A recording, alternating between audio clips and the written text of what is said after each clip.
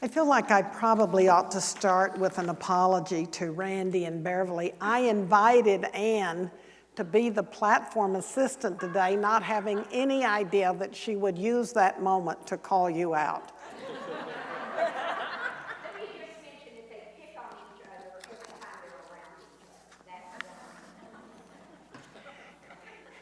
So it's really fun to be here at the second service because some of you may recall that our first service now meets in here.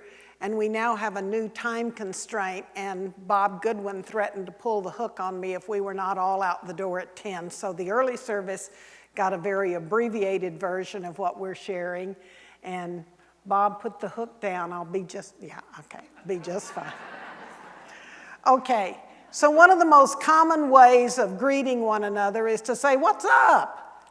And equally common is the response, "Not much." Well, for the most part, that's just a lie, because as I look out here in this group, I happen to know that a lot of you are up to quite a bit. So what happens when you make a conscious decision to be up to something in your life, and where might that prompting come from? I received 2 promptings early on in my life that said I was here to go big or go home. The first came when I was 16 years old. My father, who has a 9th grade education, was very committed to his daughters having lots of opportunity, education, and success. And so at 16, he asked me what I wanted to be when I grew up. And I told him I was fairly certain that I was going to be a tap dancer on Broadway. Now, any reasonable father would have taken that as a teaching moment to say, "Are you crazy? You'll spend your life waiting tables. How's a little girl from Waco, Texas going to survive?" But he didn't do any of that. What he said very quietly was, "If you want to be a tap dancer in Broadway, you'll be the best one they ever had." Now, I came to my own conclusions within the next couple of years that maybe Broadway was not my destination. However, he planted a seed that, well, let's face it, if you could succeed as a tap dancer on Broadway, there wasn't much else you couldn't do. The second prompting came a few years later, where as a recent college graduate from Baylor University, I went to work in Washington, D.C. for Senator Ralph Yarborough from Texas. On August the 28th, 1963, Senator Yarborough said, "I'm closing the office today because there's an event on the National Mall, and I'd like for you to go." And so I was privileged to be in that crowd where yet another gentleman invited me to go big or go home. This time his message was, "I have a dream." So I was very privileged from my father and from Martin Luther King to be reminded that we are here to make a difference. So there's a group of people in Dallas, Texas, who are extremely committed to being up to something in their lives. Now, we didn't necessarily start out that way, but in around 2002, there were 3 of us who were wanting to make some shifts in our careers. I had was still consulting with Covey, but I just left some other things and was looking for my what's next. Another young man was the editor of an alternative newspaper here in Dallas. And he had also been recently certified as a firewalk instructor by Tony Robbins. So he was trying to figure whether he wanted to start a national leadership consulting firm or be a firewalk instructor. The other young man was leaving a national leadership company and wanted to explore what was next. So the 3 of us got together, talked informally, and there was something very powerful and dynamic about the way we were willing to share. So eventually we said things like, "Well, I know somebody else that would like this kind of dialogue, and I know somebody else that would like this kind of dialogue." And so before you knew it, there was a group of about 10 people who came together to start meeting. Now, on the surface, what we said made us different was that was not just what we did, but we wanted to make a difference as we did it. So whatever it was, within 2 to 3 years, the group size grew to 10. And I think this photo was taken in probably around 2004, 2005. So if you look at this group from the perspective of demographics, there's not a whole lot we have in common. You see, we are older and younger, black, white, gay, straight, male, female, evangelical, New Thought, liberal, conservative, widowed, divorced, married. And yet, what we all had in common was a desire to be up to something in our lives. So we decided we needed to meet regularly, and I said, well, if we're going to meet regularly, we need to give ourselves a name. And considering the diversity, I said jokingly about the only thing that all of us have in common is that we're up to something in our lives. Well, the name stuck. We became the Up to Something group, and now some 14 years later, that group is still going strong. Now, we meet the third Friday of each month from 9 to noon, usually in somebody's home. We have no preset agenda. We have no flip charts. We merely have a check-in procedure where people are given the opportunity to share whatever it is they're up to. We have only 2 ground rules. One is confidentiality, and the other is the suspension of judgment. Sort of like in unity when we say we love you, we bless you, we appreciate you just the way you are. So judgment is suspended and confidentiality, those are our only 2 ground rules. So over the years, we've learned that there seem to be certain characteristics about people who are up to something. And I want to share some of those with you and give you some examples from some of these folks and others. The first young man I want to talk about is Rand Stagen. Now, Rand is in the middle of the first row here, and Rand is the one who was the firewalk instructor and the editor of the alternative newspaper in Dallas who wanted to start a leadership development company. But he had no experience and no context for doing that, but he knew somehow that that was what he meant to do, and I want to use Rand's own words here. He said, although I was filled with energy and optimism, I lacked experience and therefore context. Our Up to Something group was able to share their collective experience and, more importantly, their collective support and encouragement. Because we had no preset agenda, we were willing to courageously challenge one another in ways that business association, family members, and friends often would not. And so what happened as a result of that for Rand Stagen? Stagen Leadership is one of the prominent leadership development companies in the United States today. And it wasn't enough for Rand to set up a very powerful company. He wanted it to operate consistent with the principles of conscious capitalism, a movement that had been started by John Mackey, the founder of Whole Foods. So Mackey obviously was the first chairman of the board for this movement called conscious capitalism. Rand Stagen was the second chairman of the board for conscious capitalism. Another characteristic of Up to Something people is that we know when it's time to take our dreams off hold. And before I tell you this next person that I want to talk about, I want to share with you again in her words what she shared with me. She said, I was almost done with my first book by May of 2013. When it was time for me to share one Friday at the Up to Something group, I talked about the fact that my book was almost done. And I made excuses why after 10 years, it still was not finished. Another Up to Something member quietly asked me when it would be complete and published.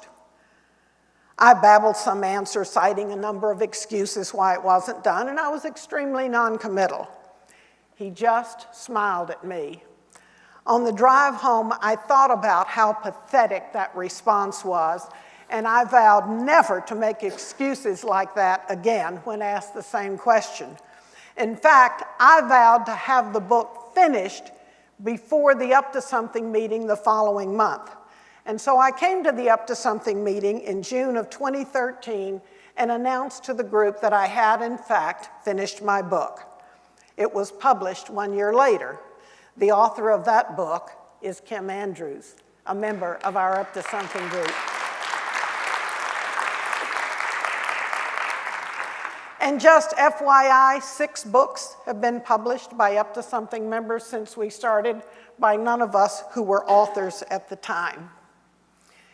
Another characteristic of an up-to-something person is when the economy is inviting you to reinvent yourself, you get busy. And the person I want to talk about here grew up in South Africa. She was a leadership development consultant with senior leaders both during and after apartheid.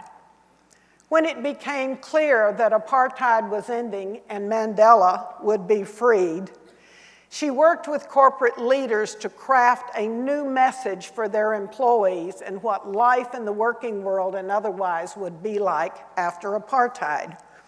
And she found out that merely asking a leader to tell their employees that things would be different fell on very deaf and very suspicious ears. So Sandy said when she was driving past an intersection that she had been past hundreds of times, she noticed the black South Africans celebrating apartheid, and they were dancing and singing and playing musical instruments, and she said, "This is the communication they understand." And so it took a lot of courage to invite corporate leaders to use music and drumming and musical instruments in the way they chose to communicate with their people. Now, Sandy's been in this country for a number of years. She has her PhD in clinical psychology, and she's doing a couple of programs now called Parents Take Charge and Teachers Take Charge. And in a nutshell, what these programs do is encourage teachers and parents to raise label-free children so that you no longer say, "This is my son and he's ADHD," or for a teacher to say, "This is my student and here's where she is on the autism spectrum." Sandy works with the school systems, the teachers, and the parents who are committed to raising their children in a way that frees them from these labels. And I'm very honored that Dr. Sandy is with us today. In fact, when Sandy from South Africa and Colin DeFrance from Toronto joined our group last year, why, we became international as well as everything else. So another characteristic of an up-to-something person is we know when to go public with our private vision. And the person I want to talk about here is Jerry McGarr. Now, I met Jerry McGarr when he was working with me in the Covey Leadership Office here in Dallas, and I subsequently found out he had also been at A&M with my daughter at the same time. And Jerry was so good at what he did that our largest client hired him away. And eventually SMU hired him away from that client where he became their internal organization development consultant. But Jerry had a yearning to go out on his own. But the fear that some of us face when we leave the security and the comfort of a paid job struck.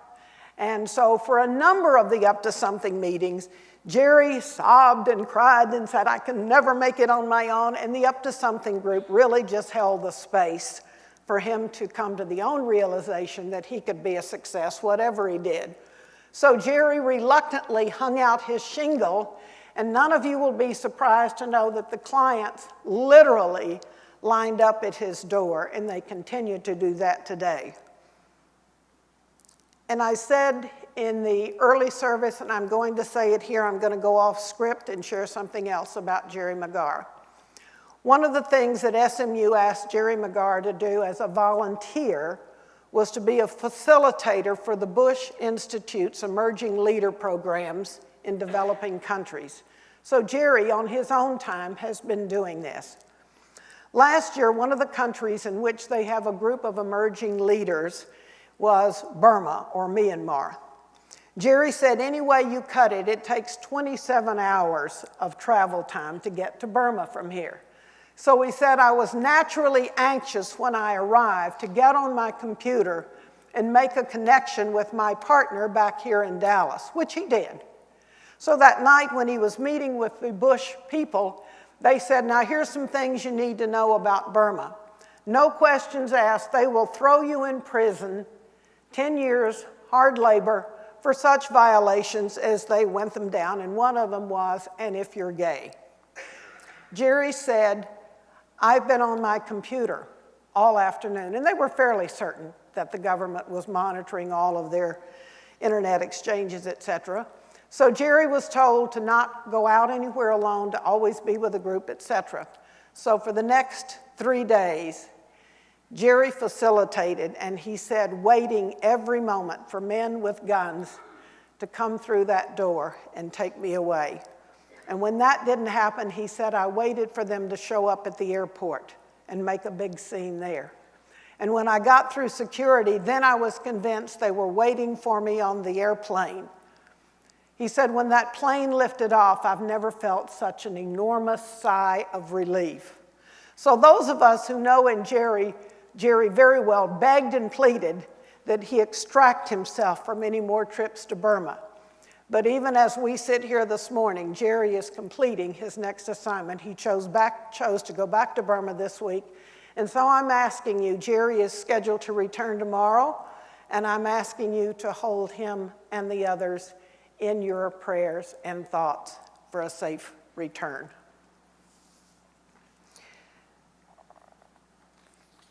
Another characteristic of up-to-something people is that they know when it's time to go public with their private vision. Now, one of these people, by the way, Jerry McGarr is the first young man on the left there, and the next man I'm going to talk about is the last gentleman on the right, Mark Youngblood. Some of those of you who are longtime Unity attendees will remember Mark when he lived in Dallas and came here. Mark knew that the type of work that he did was destined to be global, but he couldn't own that. And his email address at the time was mark at, I think it was isee.com. And I won't go into the long story about it, but I will tell you that that email address today is mark at iseeglobal.com. He moved to Florida, remarried, and has an extraordinarily successful coaching practice there. Another characteristic of up-to-something people is that we will turn a transition into a transformation. And boy, do I have some good stories here. Rita Bailey, the first woman on the bottom row on the left, spent 25 years with Southwest Airlines. She helped to set up their infamous People University. And she left there a number of years ago, and as a result has set up an extremely successful entrepreneurial practice. And in fact, she now operates under the label of uptosomething.com. Marsha Clark, who is the last person on the second row on the right-hand side, started many years ago as an employee at the old EDS with a high school degree. By the time she left EDS, she was one of the first women to be invited to sit in their C-suite, and she left there with her master's degree. Took early retirement. Excuse me, the golf course was not calling, so she said, I need to make a difference for women. She spent 2 years creating what she now calls the Power of Self program. It's a year-long program for women in corporations and otherwise. Some of you in this church are graduates of that program. That program is so successful that it has gone global. And Marsha has now discovered, thanks to the introduction of 2 young grandchildren in her life, that spending an inordinate amount of time on the airplane is considerably overrated. So she has sold international licenses to Power of Self to some of her companies, and even as we speak, is in negotiations to see if she can franchise this concept called Power of Self. Now, some of you recognize the woman on the bottom right. That's Ellen Davenport. Ellen was in the Up to Something group at the time she made the decision with the rest of us to complete her term as senior minister here at Unity. And what we know is eventually she wrote and published her first book and is now continues to be a Unity member in Wimberley, Texas. And it was our excuse me, blessing and opportunity just to hold the space for her so that she could make this a smooth transition. And goodness knows, I've transitioned more times than I can count. But I decided that when I made the decision to leave the Covey organization, to get out of any career that required me to be on an airplane, that I just couldn't hang that label called retired on me. So that's when, as Ann suggested, I said, I'm not retired, I'm rewired. And so my career now is working with people who want to rewire instead of retire, whether it's retire a dream, a career, a job, or whatever. So there is one other aspect that I want to share with you about Up to Something groups, and that is holding the space for people to discover not just what they're here to do, but who they are to be. And I want to share this one other story with you. When I was first invited to be a part of this amazing group of diverse souls, I had no idea what to expect.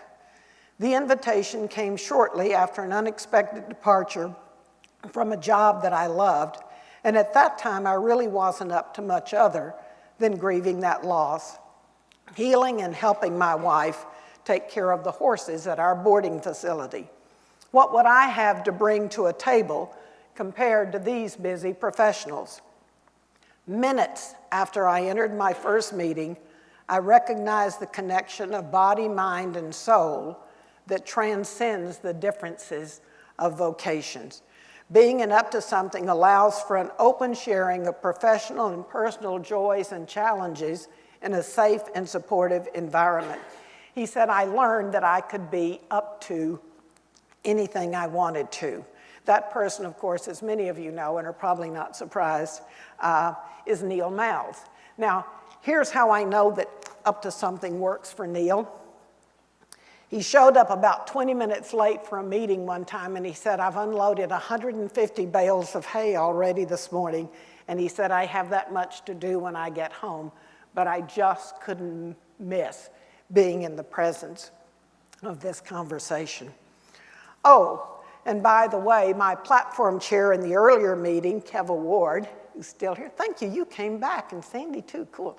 Anyway, she's also a member of our Up to Something group. So here's what I want to say in closing. Do you have to be a member of an Up to Something group in order to accomplish these things? Absolutely not. I do know that for me, being part of a group seems to support and help me, which is why Ann Sadowski and I and a number of these people out here are part of a group that we call the Dolly Mamas. And we came together initially to support Ellen's success as a senior minister here at Unity. And when she no longer needed us, we were so bonded at that time that we have continued to meet and have become one of the most powerful prayer groups on the planet. And if you have been on the receiving end of prayers from the Dolly Mamas, you'll know what I'm talking about. So you don't have to be a part of the Up to Something group. You don't have to be a Dolly Mama. You don't have to do anything. All you have to do is make the decision that if you're up to something, get busy and act on it. So the next time somebody comes up to you and says, "What's up?" I hope you'll say something to the effect, quite a bit actually, "Do you have a few minutes?" They'll probably roll their eyes. Or to paraphrase, at least they won't ask you that question anymore. Or to paraphrase a quote I found from Covey yesterday, when someone asks you, "What's up?" answer not from your history, but from your imagination. Thank you.